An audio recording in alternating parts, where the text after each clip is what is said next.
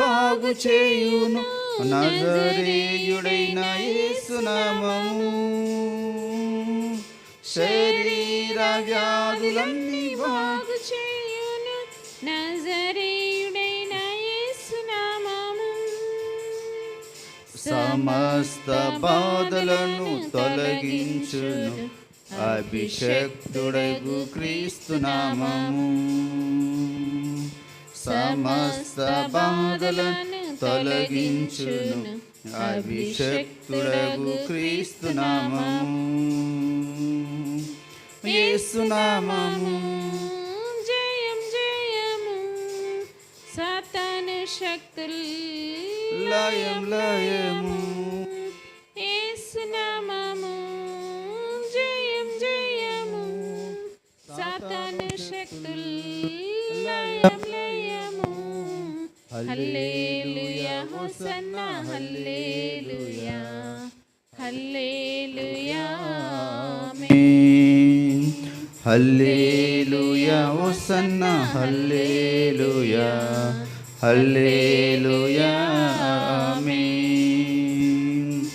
సాతానుపై అధికారమిచ్చును శక్తి కలిగిన యేసు నామము. సాతానుపై అధికారమిచ్చును శక్తి కలిగిన యేసు నామము. శత్రు సమూహముపై జయమునిచ్చును జయశీలుడైన యేసు నామము. శత్రు సమూహముపై జయమునిచ్చును జయశీలుడైన యేసు నామము. యేసు నామము. జయం జయము సాతాను శక్తులు లయం లయము. యేసు నామము. జయం జయం సాతాను శక్తులు లయం లయము. హల్లెలూయా హోసన్నా హల్లెలూయా హల్లెలూయా ఆమేన్. హల్లెలూయా హోసన్నా హల్లెలూయా హల్లెలూయా ఆమేన్. పల్లి నామముల కన్నా పైనామము యేసుని నామము. ఎన్ని తరముల లకైనా ఘనపరచదగిన క్రీస్తేసు నామము. హల్లెలూయా.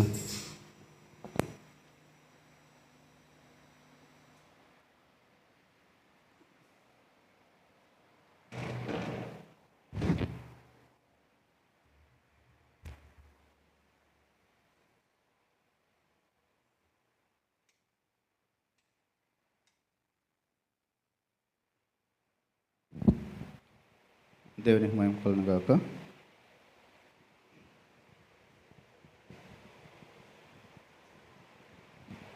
దేవుని మహాకృపను బట్టి ఈ సమయంలో ప్రభు సన్నిధిలో మనం దేవుని మహిమపరచుటకు స్తుతించుటకు ప్రభు ఇచ్చిన మంచి అవకాశం బట్టి దేవునికి మహిమ ఘనత ప్రభావం కలుగును గాక. ఇప్పటివరకు పాటల ద్వారా దేవుని మహిమపరచుకోవడానికి ప్రభు సహాయం చేశారు. ఈ సమయంలో దేవుని యొక్క వాక్యం కొద్దిసేపు మనం ధ్యానించుకుందాం. ప్రభు మనకు సహాయం చేయలాగిన దేవుని మహిమపరచుకుందాం. చిన్న ప్రార్థన. మహోన్నతుడ, గొప్ప దేవ, పరిశుద్ధుడ, సర్వాధికారి, నీకు వందనాలు స్తోత్రాలు చెల్లిస్తున్నాం. దవ ఈ ప్రత్యేకమైన సమయంలో దవ శుక్రవారం దవ మీ సన్నిధిలో దవనైనా మేము ఇటు రీతిగా కూడుకొని దవానిని మహింపరిచే భాగ్యం ధన్యత మీరు మాకు ఇచ్చినందుకై దేవానికి వందనాలు. దవనైనా మీ యొక్క దవనైన వాక్యం ద్వారా మాతో మాట్లాడండి, మమ్మల్ని బలపరచండి. దవ మీ కొరకు సాక్షులు వాడుకు నడిపించి మహిమ పొందమని ప్రార్థన చేస్తున్నాం. దవన కృపగల దేవుడు, దయగల దేవుడు, వాత్సల్యత కరుణ కటాక్షం కలిగిన గొప్ప దేవుడు ప్రభు అని వందనాలు. ఈ సమయంలో ప్రత్యేకంగా తండ్రి దవ మీ అమూల్యమైన మాటలు మాకు అందించి దవ మమ్మల్ని బలపరిచి దాని కొరకు సాక్షులు వాడుకోమని వింటున్న నీ బిడ్డలకు కావలసినటువంటి దీవెనలు, ఆశీర్వాదాలు మీకు వాక్యాన్ని గ్రహించే కృప అనుగ్రహించమని యేసు నామములో అడుగుతున్నాము తండ్రి, ఆమేన్. పిల్లరా, ఈరోజు మరొకసారి ప్రభు సన్నిధిలో దేవాతి దేవుణ్ణి స్తుతించుటకు ప్రభు ఇచ్చిన మంచి అవకాశం బట్టి, ధన్యతను బట్టి దేవునికి మహిమ కలుగును గాక. దేవుని యొక్క వాక్యంలో నుంచి చూడండి, పరిశుద్ధ గ్రంథం యెషయా గ్రంథం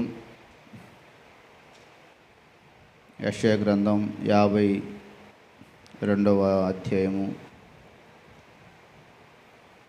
యెషయా గ్రంథం 52వ అధ్యాయము 12వ వచనంలో ఒక మాట రాయబడి ఉంది. యెషయా 52:12, మీరు త్వరపడి బయలుదేరరు, పారిపోవు రీతిగా వెళ్ళరు, యెహోవా మీ ముందర నడుచును, ఇశ్రాయేలు దేవుడు మీ సైన్యపు వెనకటి భాగమును కావలి కాయును. ఇక్కడ యెషయా ప్రవక్త ద్వారా దేవుడు మాట్లాడుతున్నాడు. యెహోవా మీ ముందర నడుచును. మన ముందు దేవుడు నడుస్తాడు. ఈ వాక్యాన్ని మనం ధ్యానించినప్పుడు, మనం ఒకవేళ కష్టాల్లో ఉన్నప్పుడు, లేక శ్రమల్లో ఉన్నప్పుడు, నువ్వు కన్నీటితో ఉన్నప్పుడు, వేదనలో ఉన్నప్పుడు, దుఃఖంలో ఉన్నప్పుడు, బాధల్లో ఉన్నప్పుడు, ఇబ్బందుల్లో ఉన్నప్పుడు, అనారోగ్యంతో ఉన్నప్పుడు నిన్ను నడిపించేటువంటి దేవుడు ఒక ఆయన ఉన్నాడు. ఇక్కడ అందుకే వాక్యంలో రాయబడ్డది, యెహోవా మీ ముందర నడుచును, ఇశ్రాయేలు దేవుడు మీ సైన్యపు వెనకటి భాగమును కావలి కాయును అని ఈ యెషయా ప్రవక్త ద్వారా దేవుడు మాట్లాడుతున్నాడు. కాబట్టి మనం ఈ వాక్యాన్ని ధ్యానించుకునేటప్పుడు, దేవుడు నాతో ఉన్నాడు, దేవుడు నా ముందు ఉన్నాడు, నేను శ్రమల్లో ఉన్నప్పుడు లేక అనారోగ్యంలో ఉన్నప్పుడు దేవుడు నన్ను విడవట్లేదు, కాబట్టి దేవుడు నాకు సహాయం చేస్తున్నాడని చెప్పి ఒక విశ్వాసంతో ఎప్పుడైతే నువ్వు ముందుకు సాగుతావో, తప్పకుండా మన దేవుడు మనల్ని నడిపించేటువంటి దేవుడు, మన ముందర నడిచే దేవుడు అని ఈ వాక్యం ద్వారా ప్రభు మనకు జ్ఞాపకం చేస్తున్నాడు. అందుకే మనం మరి 23వ కీర్తనలో దావీదు భక్తుడు తను ఒక మంచి అమూల్యమైన కీర్తన రాశాడు. ఏమని రాశాడంటే, యెహోవా నా కాపరి, నాకు లేమి కలగదు, పచ్చిగల చోట్ల ఆయన నన్ను పరుండ చేయును, అలాగే శాంతికరమైన జలముల యొద్దకు ఆయన నడిపించును, నేను గాఢాంధకారపు లోయలో సంచరించను, ఏ అపాయమునకు భయపడను. ఎందుకు ఆ మాట దావీదు భక్తుడు తెలియజేశారంటే, తన ముందు ఒక ఆయన ఉన్నాడు. నేను గాఢాంధకారంలోకి వెళ్ళినా, అలాగే నేను కష్టాల్లోకి వెళ్ళినా, నేను అడవుల్లోకి వెళ్ళినా, నేను జంతువుల మధ్యకి వెళ్ళినా, ఒకవేళ నా జీవితంలో శ్రమలు, ఇబ్బందులు ఎదురైనా, నన్ను కాపాడే దేవుడు, నాకు సహాయం చేసే దేవుడు, నన్ను జ్ఞాపకం చేసుకునే దేవుడు మరి ఆయన ఉన్నాడు, యెహోవాయే నాకు కాపరి అని చెప్పి తను ఆ కీర్తన రాశాడు. అలాగే ఈరోజు మన జీవితాల్లో కూడా మనల్ని మన దేవుడు కాపాడే దేవుడు. ఆయన ఏ కొరత ఇవ్వడు, సమృద్ధిని దయచేస్తాడు, సహాయం చేస్తాడు, మన ముందు నడుస్తాడు, మన ప్రక్కన ఉంటాడు, మనతో ఉంటాడు, మన పక్షంగా అద్భుత కార్యాలు చేస్తారని ప్రభు ఈరోజు మనతో మాట్లాడుతున్నాడు. మంచి కాపరి మన దేవుడు, ఆయన ప్రధాన కాపరి, ఆయన గొర్రెలకు గొప్ప కాపరి అంట, గొర్రెలకు గొప్ప కాపరి. కాబట్టి అలాంటి గొప్ప కాపరిని, అలాంటి ప్రధాన కాపరిని, అలాంటి నమ్మదగినటువంటి వ్యక్తిని మనం కలిగి ఉన్నాం కనుక మనం దేనికి భయపడక దేవుని కొరకు మరి సాక్షులుగా జీవించాలని రోజు ఈ వాక్యం ద్వారా ప్రభు మనతో మాట్లాడుతున్నాడు. కాబట్టి ఎంతోమంది, చాలామంది ఒకవేళ స్త్రీలు కానీ పురుషులు కానీ మనం చూస్తాం, వారి అప్పులను బట్టి బాధపడుతూ ఉంటారు, లేకపోతే భర్తను బట్టి బాధపడేవారు, లేకపోతే వారికి ఉన్న దరిద్రమును బట్టి బాధపడేవారు, వారికి ఉన్నటువంటి పేదరికమును బట్టి బాధపడేవారు, వారి జీవితంలో ఎదురయ్యే కష్టాలను బట్టి బాధపడేవారు, అనారోగ్యాన్ని బట్టి బాధపడేవారు చాలామంది మరి సంఘంలో కానీ లోకంలో కానీ ఎంతోమందిని మనం చూస్తూ ఉంటాం. అయితే ఎవరైతే ఆ దేవుని మీద ఆధారపడి నాకు దేవుడు తోడు, నా ముందు దేవుడు ఉన్నాడు, నా పక్షంగా దేవుడు నాకు సహాయం చేస్తాడు, నా దేవుడు నన్ను విడిచిపెట్టడు, నా దేవుడు నన్ను వదిలిపెట్టడు అని ఎవరైతే నమ్ముతారో ఆయన నమ్మిన వారికి ఆయన తప్పక మరి సహాయం చేస్తాడు, తప్పకుండా సహాయం చేస్తాడు. కృప చూపుతాడు దేవుడు, దయ చూపుతాడు దేవుడు, వాత్సల్యత మరి దేవుడు అనుగ్రహిస్తాడు. మన బైబిల్లో ఇశ్రాయేలు ప్రజల గురించి మరి చాలాసార్లు మనం ధ్యానించుకుంటూ ఉంటాం. ఇశ్రాయేలు ప్రజల జీవితంలో వారికి ముందు ఉండి దేవుడు ఎలాగ నడిపించాడు అన్నది దేవునికి వాక్యంలో మనం చూస్తే, ఇలా వారు ఐగుప్తు దేశం నుంచి వారు మోషే ద్వారా విడుదల పొంది మరి 40 సంవత్సరాలు ప్రయాణం చేశారంటారు.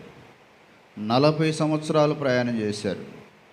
ఈ 40 సంవత్సరాల కాలంలో వారికి కావలసినటువంటి ఆహారాన్ని, వారికి కావలసినటువంటి మరి మంచినీటిని, వారికి కావలసిన సమృద్ధిని కూడా దేవుడు అనుగ్రహించాడు. దేవునికి వాక్యంలో అంటాడు, 40 సంవత్సరాల కాలంలో దేవుడు పరలోకం నుంచి మన్నాను కురిపించాడు, బండలో నుంచి నీరిచ్చాడు, అలాగే పగలు మేఘస్తంభముగా, రాత్రి అగ్నిస్తంభముగా ఉండి దేవుడు వారిని కాపాడాడు. అంతేకాదు దేవునికి వాక్యంలో ద్వితీయోపదేశకాండంలో దేవుడు ఒక తండ్రి ఎలాగైతే తన బిడ్డను మరి ఎత్తుకొని మోసుకొని వచ్చాడో అలాగే నేను కూడా మిమ్మల్ని మోసుకొని వచ్చాను, నేను మిమ్మల్ని మోసాను, నేను మిమ్మల్ని కాపాడాను, నేను మీకు మరి అండగా ఉన్నాను అని దేవుడు ఇశ్రాయేలుతో మాట్లాడాడు. అలాగే మన జీవితాల్లో కూడా మనల్ని నడిపిస్తాడు దేవుడు, మనకు కావాల్సినటువంటి ప్రతి అవసరత మరి తీరుస్తాడని ఈ వాక్యంలో నుంచి దేవుడు మనకు జ్ఞాపకం చేస్తున్నాడు. మనల్ని కాపాడటానికి, మనల్ని నడిపించడానికి, మనకు సహాయం చేయడానికి మన దేవుడు మరి ఎప్పుడూ అండగా ఉంటాడు. కాబట్టి ఆ దేవుని మీద మనం విశ్వాసం ఉంచి, ప్రభువా మమ్మల్ని నడిపించండి, ప్రభువా మమ్మల్ని కాపాడండి, మాకు సహాయం చేయండి. కాబట్టి అలాగ ఎప్పుడైతే మనం ప్రార్థన చేస్తామో దేవుడు తన శక్తితో, తన బలముతో, తన కృపతో నింపి ఆయన తప్పకుండా నడిపిస్తాడని ఈ వాక్యం ద్వారా దేవుడు మనకు జ్ఞాపకం చేస్తున్నాడు. అందుకే ఇక్కడ రాయబడ్డది, మీ ముందర మిమ్మల్ని నడిపించేటువంటి దేవుడు, మీ ముందర యెహోవా నడుస్తాడు, మీ ముందు దేవుడు ఉన్నాడు, మీ పక్షంగా దేవుడు ఉన్నాడు, కాబట్టి మీరు భయపడొద్దు అని యెషయా ప్రవక్త ద్వారా దేవుడు మాట్లాడుతున్నాడు. ఒక విశ్వాసి తన జీవితంలో మరి ఎన్నో శ్రమలు వచ్చేవంట, తన జీవితంలో ఎన్నో కష్టాలు, కుటుంబంలో ఇబ్బందులు, అలాగే కుటుంబంలో సమస్యలను బట్టి, కుటుంబంలో ఉన్నటువంటి ఆర్థిక ఇబ్బందులను బట్టి, కుటుంబంలో ఉన్నటువంటి అనారోగ్యాలను బట్టి, పిల్లలను బట్టి మరి చాలా కృంగిపోయి తను బాధపడేది. ఏంటి ప్రభువా, మేము ఎప్పుడు కష్టాలు లేని, ఎప్పుడు మాకు ఇబ్బందులేనా, మేము ఆ ఇబ్బందుల నుంచి విడుదల పొందమా, కాబట్టి మాకు సహాయం చేయండి, మాతో మాట్లాడండి, మమ్మల్ని నడిపించండి, మమ్మల్ని జ్ఞాపకం చేసుకోమని మరి ఆ విశ్వాసి దేవునికి ప్రార్థన చేస్తూ ఉండేది. అయితే ఒకరోజు ఆమె ప్రార్థన చేసుకొని అలాగ పడుకున్నప్పుడు ఒక దర్శనం దేవుడు ఆమెకు ఇచ్చాడంట. ఆ దర్శనంలో 2 వ్యక్తులు ఒక సముద్ర మార్గంలో నడుచుకుంటూ వెళ్తూ ఉన్నారు. ఆ సముద్ర మార్గంలో నడుచుకుంటూ వెళ్తూ ఉన్నప్పుడు పిల్లరా, ఆ యొక్క సముద్రంలో మన ఇసుక, అంటే సముద్రం ప్రక్కన ఇసుక ఉంటుంది కదా, ఆ ఇసుక సరిహద్దు మీద నడుచుకుంటూ వెళ్తూ ఉన్నారు. వెళ్తూ ఉన్నప్పుడు ఇక మరి ఆ బిడ్డను ఒక వ్యక్తి ఎవరో ఒక చిన్న బిడ్డను పట్టుకొని నడిపించుకుంటూ వెళ్ళాడు. వెళ్ళిన తర్వాత, మధ్యలోకి వెళ్ళిన తర్వాత మరి ఆ బిడ్డను వదిలేసి ఈ ఒక్క వ్యక్తి నడుచుకుంటూ వెళ్తున్నట్లుగా ఆ యొక్క పాదాలు కనపడ్డాయి అన్నమాట. కనపడినప్పుడు ఈవిడకు దిగ్గున మెలకు వచ్చింది. మెలకు వచ్చి లేచి మరలా దేవునికి ప్రార్థన చేసుకుంటుంది. ప్రభువా, ఒక దర్శనం వచ్చింది, ఆ దర్శనంలో మరి ఒక వ్యక్తి మరి ఒక చిన్న బిడ్డను నడిపించుకుంటూ వెళ్తూ ఉన్నప్పుడు మధ్యలోకి వెళ్ళిపోయిన తర్వాత మరి ఒక వ్యక్తి కనపడ్డాడు, ప్రక్కన ఉన్నటువంటి వ్యక్తి కనపడలేదు. కాబట్టి ఒకవేళ నా జీవితంలో కష్టాలు వచ్చినప్పుడు నన్ను కూడా నువ్వు అలాగే వదిలిపెడుతున్నావు కదా ప్రభువా, నన్ను కూడా నీవు అలాగే విడిచిపెట్టావు కదా అని చెప్పేసి దేవునికి ప్రార్థన చేస్తే, మరలా ప్రార్థన చేసి పడుకుందంట. పడుకున్నప్పుడు మరలా దేవుడు ఆమెతోటి ఆ దర్శనంలోనే మాట్లాడతాడు. నువ్వు ఇందాక దర్శనం చూసావు కదా, ఆ దర్శనంలో మరి ఆ పాదాలు ఎవరి పాదాలు ఒకసారి నువ్వు గుర్తుపట్టు, అవి చూడు అని చెప్పేసి అన్నప్పుడు ఆ పాదాలు అంటే పెద్ద ఆయన పాదాలు కనపడుతున్నాయి కానీ చిన్న పాప పాదాలు కనపడలేదు. ఆ పెద్ద ఆయన పాదాలు ఎవరు అనుకున్నావు? అవి నావి. ఇదిగో నువ్వు చిన్న బిడ్డగా ఉండి, లేకపోతే నువ్వు కష్టాల్లో ఉండి, నువ్వు ఇబ్బందులు ఉండి, నువ్వు నడవలేక ప్రభువా నా కుటుంబంలో ఇబ్బందులు ఉన్నాయి, నా కుటుంబంలో సమస్యలు ఉన్నాయి, నా జీవితంలో శోధనలు ఉన్నాయి, నా జీవితంలో బాధలు ఉన్నాయి, కాబట్టి మరి నన్ను జ్ఞాపకం చేసుకో ప్రభువా అని నువ్వు నడవలేక నువ్వు బాధపడుతున్నప్పుడు నేను నిన్ను నా భుజాల మీదకి ఎత్తుకొని నేనే నిన్ను నడిపిస్తున్నాను. నువ్వు ఇక రాళ్ళలో నడవలసిన పని లేదు, మొలలో నడవలసిన పని లేదు, కష్టాల్లో నడవలసిన పని లేదు, ఇబ్బందుల్లో నడవలసిన పని లేదు. ఒక తండ్రి ఎలాగైతే తన బిడ్డను ఎత్తుకున్నాడో అలాగే నేనే నిన్ను ఎత్తుకొని నడిపిస్తున్నాను అని చెప్పి మరి ఆ యొక్క పిల్లరా దేవుడు ఆమెతోటి మాట్లాడాడంట. అందుకే ఇక్కడ వాక్యంలో ఒక మంచి మాట ద్వితీయోపదేశకాండం 1వ అధ్యాయంలో ఇక్కడ దేవుడు మాట్లాడతాడు. ఐగుప్తులోను అరణ్యంలోను మీ కొరకు చేసినట్టు మీ పక్షంగా యుద్ధము చేయును. మీరు ఈ చోటికి చేరు వరకు మీరు వచ్చిన మార్గమంతటిలోనూ మనుష్యుడు తన కుమారుని ఎత్తుకున్నట్లు మీ దేవుడని యెహోవా మిమ్మును ఎత్తుకొని వచ్చిన సంగతి మీరు ఎరుగుదురని మీతో చెప్పి తిని. ఇక్కడ చాలా అమూల్యమైన మాట, దేవుడు మాట. ఒక మనుష్యుడు ఎలాగైతే తన కుమారుని ఎత్తుకున్నాడో మీ దేవుడని యెహోవా మిమ్మల్ని ఎత్తుకొని వచ్చిన సంగతి మీరు ఎరుగుదురని ఇశ్రాయేలు ప్రజలతో దేవుడు మాట్లాడుతున్నాడు. ఒక మనుష్యుడు ఎలాగైతే మరి తన కుమారుని ఎత్తుకుంటాడో మన దేవుడు కూడా మన ముందర నడుస్తూ మనల్ని ఎత్తుకునే దేవుడు, మనల్ని కాపాడుతున్నాడు దేవుడు. ఆయన మనకు సహాయం చేస్తాడు, మనల్ని విడిచిపెట్టడు అని ఈ వాక్యంలో దేవుడు మనకు జ్ఞాపకం చేస్తున్నాడు. కాబట్టి దేవుని యొక్క బిడ్డలుగా దేవుని సన్నిధిలో ప్రభువా మా పట్ల నువ్వు ఎంతో కృప చూపుతున్నావు, మా పట్ల నువ్వు ఎంతో దయ చూపుతున్నావు అని చెప్పి దేవుణ్ణి బట్టి మనం దేవుణ్ణి స్తుతించాలి, దేవుణ్ణి మహింపరచాలి, దేవుని గణపరచాలి, దేవుణ్ణి కీర్తించాలి, దేవుని కొనియాడాలి. అప్పుడే దేవుడు మనకు సహాయం చేస్తాడు, నీ ముందు నడుస్తాడు, నీ పక్కన నడుస్తాడు. బైబిల్లో రాయబడింది, యెహోవా యందు భయభక్తులు గలవారి చుట్టూ ఆయన దూత కావలు ఉండి వారిని కాపాడుతుంది దేవుడు. కాబట్టి దేవుని బిడ్డలుగా దేవుని సహాయం కోరుతూ దేవుని కొరకు సాక్షులుగా మనం జీవించాలి.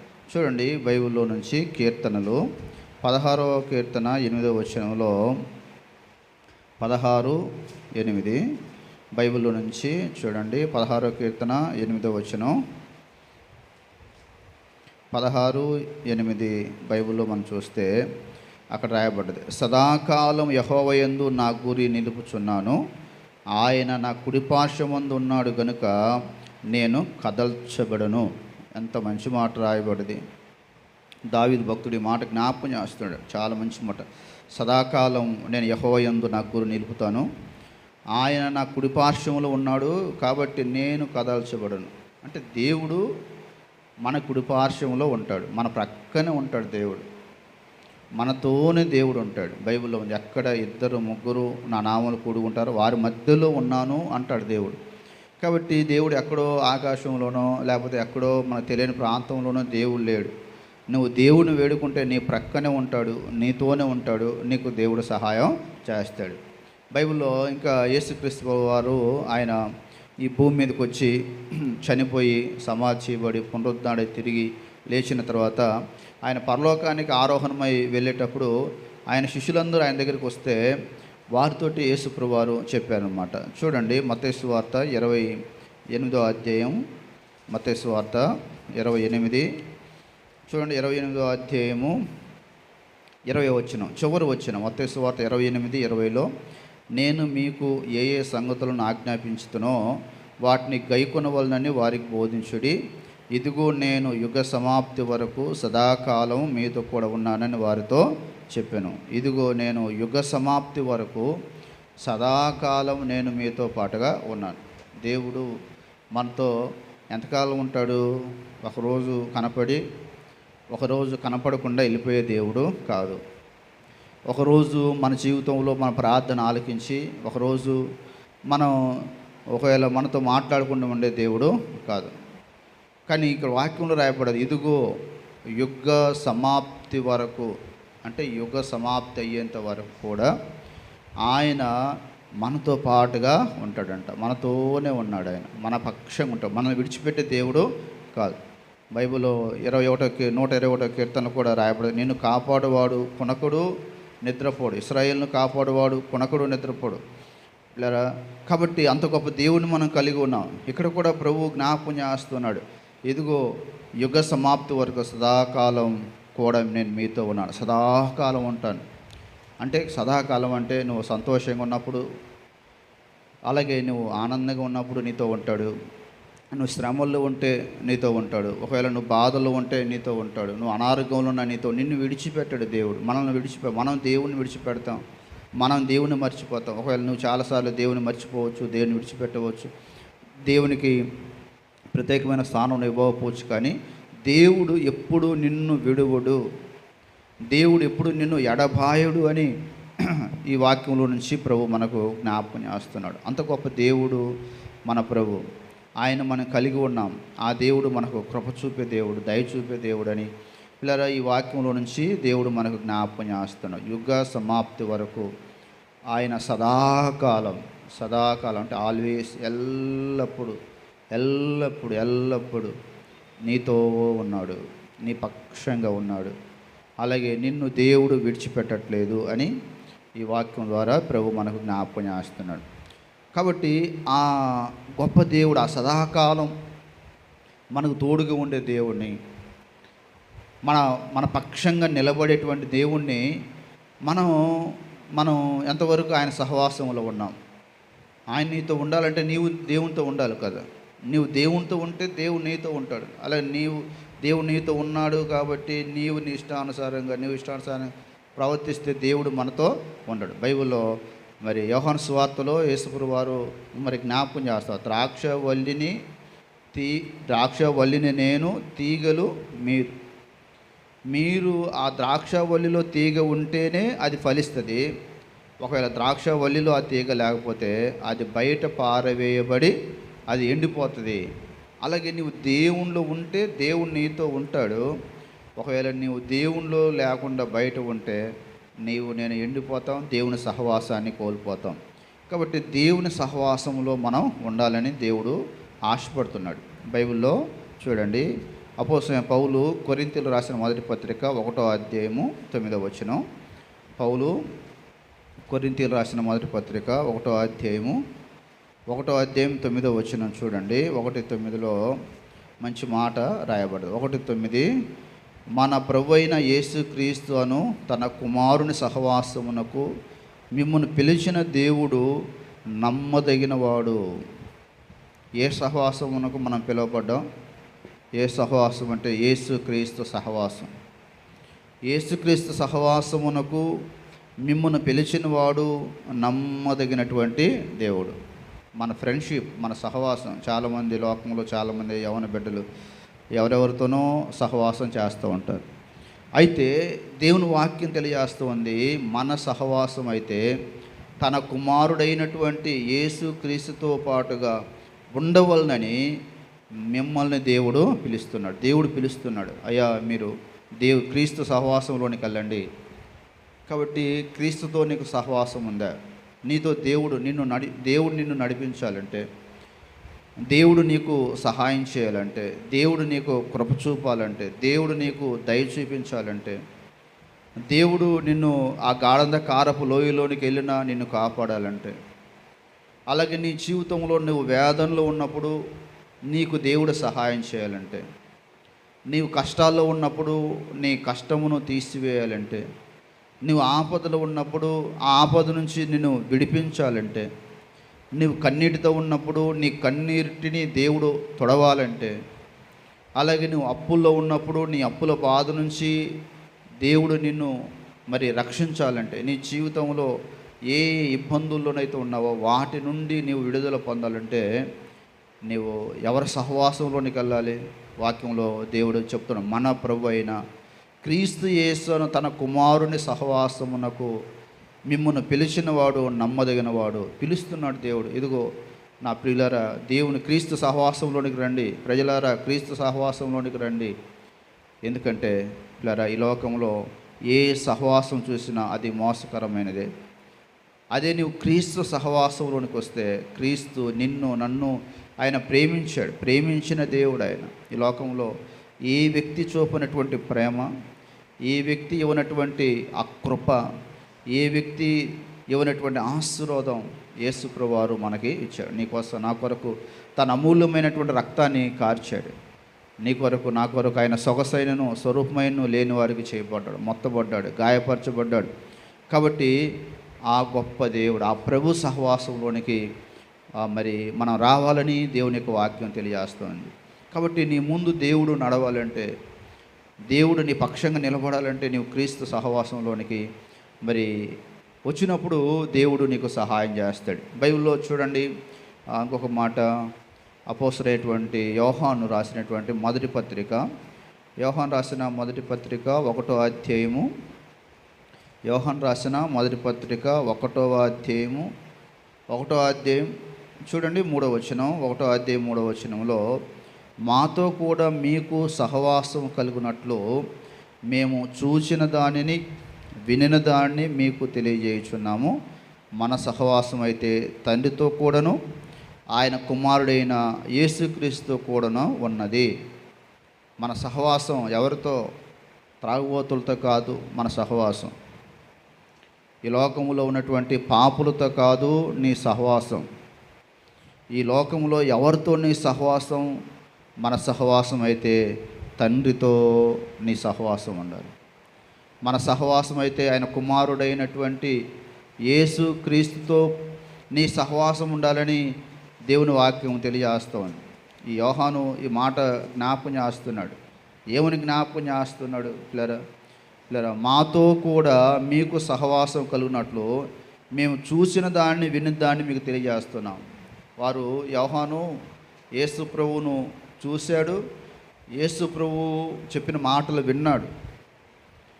ఆ యేసు ప్రభు ఎలా జీవించాడో చూశాడు, యేసు ప్రభు ఎలా మాట్లాడారో యోహాను చూశాడు. కాబట్టి అంత ధైర్యంగా చెప్తున్నాడు, మీరు ఈ లోకం సహవాసానికి కాదు వెళ్ళవలసింది, మీరు తండ్రితో మీ సహవాసం ఉండాలి. ఆ తండ్రి ప్రేమ కలిగినటువంటి తండ్రి. క్రీస్తు సహవాసంలోనికి మీరు రావాలి. క్రీస్తు నీ కోసం ప్రాణం పెట్టిన వ్యక్తి. మేము చూసాం, మేము విన్నాం. కాబట్టి ఇలా నీవు ఎవరితో సహవాసం చేస్తున్నావు? ఎవరితో నీ యొక్క ఫ్రెండ్షిప్? దేవుడు నీ ముందు నడవాలంటే మన సహవాసం దేవునితో ఉండాలని, క్రీస్తుతో ఉండాలని వాక్యం ద్వారా ప్రభు మనకు జ్ఞాపకం చేస్తున్నాడు. చూడండి, ఇంకా యోహాను సువార్త 8వ అధ్యాయం 12వ వచనం. యోహాను సువార్త 8వ అధ్యాయం 12వ వచనంలో అక్కడ పిల్లరా దేవుడు మనకు జ్ఞాపకం చేస్తున్నాడు. మరలా యేసు, నేను లోకమునకు వెలుగును, నన్ను వెంబడించువాడు చీకటిలో నడవక జీవపు వెలుగు కలిగి ఉండునని వారితో చెప్పాను. యేసు ప్రభువారు చెప్తున్నాడు, నేను లోకమునకు వెలుగును, నన్ను వెంబడించే వ్యక్తి చీకట్లో నడవడు, ఆయన వెంబడించిన వాడు జీవపు వెలుగు కలిగి నడుచును. నువ్వు దేవుని సహవాసానికి వస్తే చీకట్లో నడవు. క్రీస్తు సహవాసంలోనికి నీవు వచ్చినప్పుడు పాపులతో నీ నడక ఉండదు, వారి సహవాసంలో నీవు ఉండవు. నీవు దేవుని ఆ క్రీస్తు సహవాసంలోనికి వచ్చినప్పుడు నీవు జీవపు వెలుగు కలిగి నడుస్తావు. ఆ క్రీస్తు సహవాసంలో మరి నీవు ఉంటావని వాక్యం ద్వారా ప్రభు మనకు జ్ఞాపకం చేస్తున్నాడు. ఎంత మంచి మాట పిల్లరా, అమూల్యమైనటువంటి మాట ఇక్కడ యోహాను భక్తుడు జ్ఞాపకం చేస్తున్నాడు. క్రీస్తులో లేకపోతే నువ్వు చీకట్లో నడుస్తావు, నువ్వు అంధకారంలో ఉంటావు, నువ్వు పాపంలో ఉన్నట్లు. అలాగే నువ్వు క్రీస్తుని కలిగి ఉన్నప్పుడు నువ్వు వెలుగు సంబంధివి, చీకటి నీలో ఉండదు. బైబిల్లో యోహాను సువార్త 1వ అధ్యాయం 9వ వచనంలో కూడా మనం చదవచ్చు. యోహాను సువార్త 1వ అధ్యాయం 9వ వచనంలో నిజమైన వెలుగు ఉండెను, అది లోకమునకు వచ్చెను, ప్రతి మనుష్యుణ్ణి వెలిగించున్నది.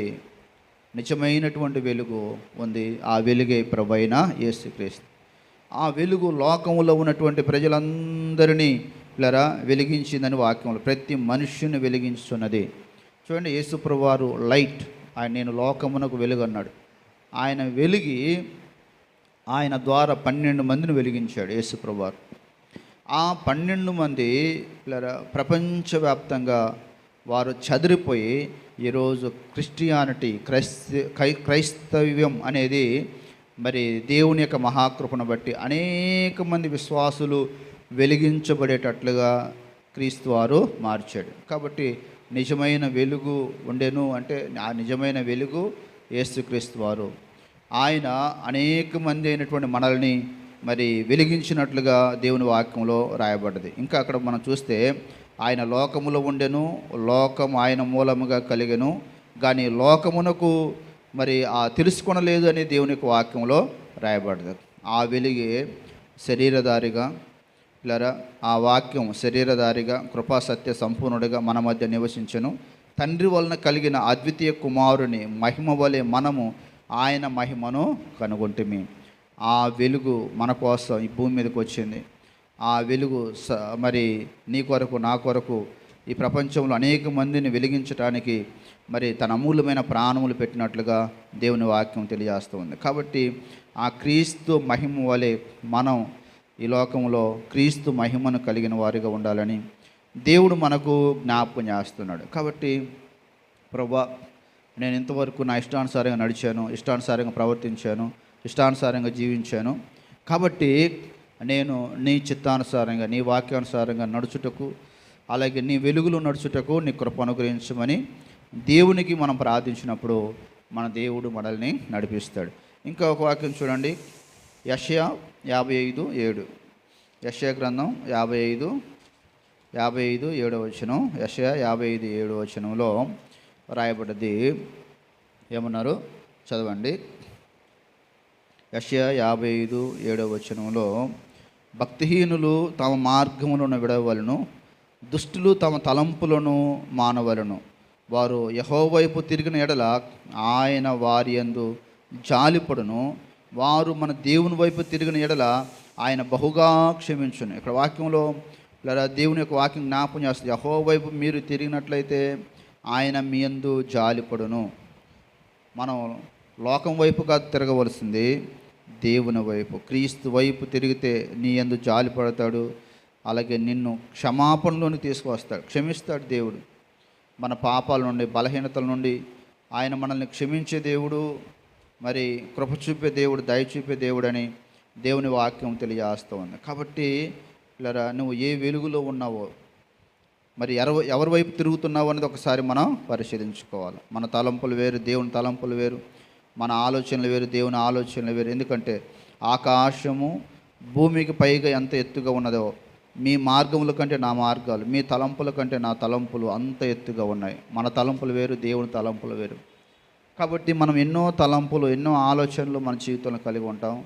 కానీ మన తలంపులను పక్కన పెట్టి దేవుని తలంపుల్లోనికి, దేవుని చిత్తంలోనికి, దేవుని యొక్క సన్నిధిలోనికి వచ్చినప్పుడు, దేవుని సహవాసంలోనికి వచ్చినప్పుడు మనలో ఉన్నటువంటి చీకటిని దేవుడు తొలగిస్తాడు. నీలో ఉన్నటువంటి అంధకారం తొలగించబడాలంటే, నీలో ఉన్న చీకటి తొలగించబడాలంటే, నీలో ఉన్న పాపం తొలగించబడాలంటే నీవు ఎక్కడికి వెళ్ళినా, నీవు ఏ సహవాసానికి వెళ్ళినా నీ జీవితంలో ఆ యొక్క చీకటిని తొలగించుకోలేవు. యేసు ప్రభువారే మన పాపాన్ని, చీకటిని తొలగించే దేవుడు. పాపములు క్షమించే అధికారం ఈ భూమి మీద ఒకే ఒక్క వ్యక్తికి ఉంది, ఆయనే ప్రభువైన యేసుక్రీస్తు. ఆయన దగ్గరికి వచ్చిన ప్రతి ఒక్కరి పాపమును ఆ దేవుడు క్షమించే దేవుడని వాక్యం ద్వారా దేవుడు మనకు జ్ఞాపకం చేస్తున్నాడు. యెషయా గ్రంథం 1వ అధ్యాయం 18వ వచనంలో యెహోవా ఈ మాట సెలవిస్తున్నాడు, రండి మన వివాదము తీర్చుకుందాము.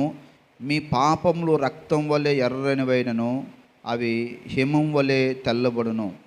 కెంపు వలె ఎర్రనివైనను అవి గొర్రెపుచ్చు వలె తెల్లటివి అవుతాయి. కాబట్టి రండి మన వివాదము తీర్చుకుందాం. మీ పాపములు ఒకవేళ ఎర్రగా ఉంటే, ఒకవేళ నీ జీవితంలో నువ్వు దేవుని సహవాసంలోనికి రాకుండా చీకట్లో ఉంటే, శోధనలో ఉన్నట్లయితే, అనారోగ్యంలో ఉన్నట్లయితే, ఇబ్బందుల్లో ఉన్నట్లయితే, అప్పుల్లో ఉన్నట్లయితే, నువ్వు ఏ పరిస్థితుల్లో ఉన్నావో దేవుడు పిలుస్తారు, రండి మన వివాదము తీర్చుకుందాం. మీ పాపములు రక్తం వలె ఎర్రనివైనా దేవుడు మరి క్షమించే దేవుడు, ఆయన తొలగించే దేవుడు, స్వస్థపరిచే దేవుడు, విడుదలిచ్చే దేవుడు. ఒకవేళ కెంపు వలె ఎర్రనివైనా కూడా అవి గొర్రెబొచ్చు వలె తెల్లగా మార్చే దేవుడు, శుద్ధీకరణ ఇచ్చే దేవుడు, స్వస్థపరిచే దేవుడు. అందుకే దావీదు భక్తుడు దేవునికి ప్రార్థన చేశాడు, ప్రభువా హిమము వలె నేను తెల్లగా ఉన్నట్లుగా నా పాపాలు క్షమించు, నా శుద్ధ హృదయము దయచేయి, హిస్సోపుతో నన్ను కడుగు, హిమం వలె తెల్లగా మార్చండి అని దేవుని దగ్గర గోసాడి దేవుని దగ్గర ప్రార్థన చేస్తాడు. అలాగా ఎప్పుడైతే నువ్వు దేవునితో పోరాడతావో దేవుడు నీ ముందుండి నిన్ను నడిపిస్తాడు, నీకు సహాయం చేస్తాడు, నీ పట్ల అనేకమైనటువంటి అద్భుత కార్యాలు దేవాతి దేవుడు చేస్తాడు. కాబట్టి దేవుని యొద్ద మన పాపములు ఒప్పుకొని, మన బలహీనతలు ఒప్పుకొని, ప్రభు సన్నిధిలో పశ్చాత్తాపడి ప్రార్థనాపూర్వకంగా దేవుని సన్నిధిలోనికి వెళ్ళినప్పుడు ఈ శుక్రవారం మన జీవితాల్లో దేవుడు తన యొక్క అమూల్యమైనటువంటి పాప క్షమాపణ దేవుడు దయచేసి మనల్ని దేవుడు నడిపిస్తాడు. కాబట్టి అటువంటి కృప దేవుడు మనకు దయచేయనుగాక. ప్రార్థన చేసుకుందాం. దయచేసి కళ్ళు మూసుకోండి.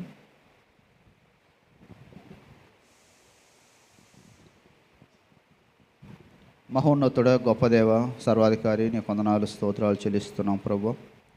ఈ సమయంలో మీ సన్నిధిలో నాయన శుక్రవారం నాయన ప్రార్థనలో మేము గడపడానికి దేవా మీరు మాకు ఇచ్చిన శ్రేష్టమైన గొప్ప కృపను బట్టి, ధన్యతను బట్టి దేవానికి వందనాలు స్తోత్రాలు.